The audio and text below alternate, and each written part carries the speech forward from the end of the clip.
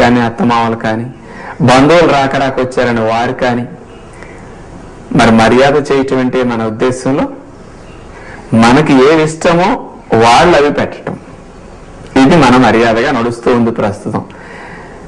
మేమైతే ఇలా చెయ్యం.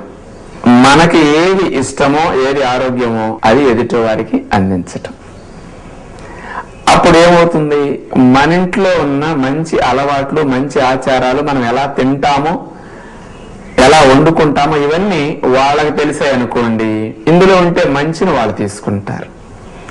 కానీ వాళ్ళకి ఇష్టమైన మనం వండి పెడితే మరి వాళ్ళు తప్పు చేస్తే ఆ తప్పును మనం ఎంకరేజ్ చేసినట్లు అయిపోతుంది కదా. మరి వాళ్ళకి మాంసం ఇష్టం, మన ఇంట్లో మాంసం తినం, వాళ్ళ కోసం వండి పెడతామా?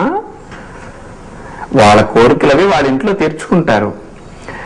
మన ఇంటికి వచ్చినప్పుడు మన పద్ధతుల ప్రకారం మర్యాద చేయాలి. ఇది ఆరోగ్యకరమైన మర్యాద. మరి మీ అందరూ మేము చెప్పేవి చాలా విషయాల్లో మారుతున్నారు. ఇంకా ఎలాంటి విషయాల్లో కూడా మార్పు తెచ్చుకోవాలంటే టైం పడుతుంది. మరి మీ అందరకు వేసవకాలం సెలవులు అయిన తర్వాతనే వంటల కార్యక్రమం ఎందుకు ఇస్తున్నామో తెలుసా? చక్కగా వేసవకాలం సెలవుల్లో మీరు పిల్లల్ని తీసుకుని రకరకాలుగా ఊళ్ళు వెళుతూ ఉంటారు. కుదిరో కుదరకో టీవీ కార్యక్రమాలు కూడా ఈ సెలవుల్లో సరిగా చూడరేమో. ఈ సెలవులంటే ఎంజాయ్ చేసే టైం కదా, పైగా కొత్త ఆవకాయల సీజన్.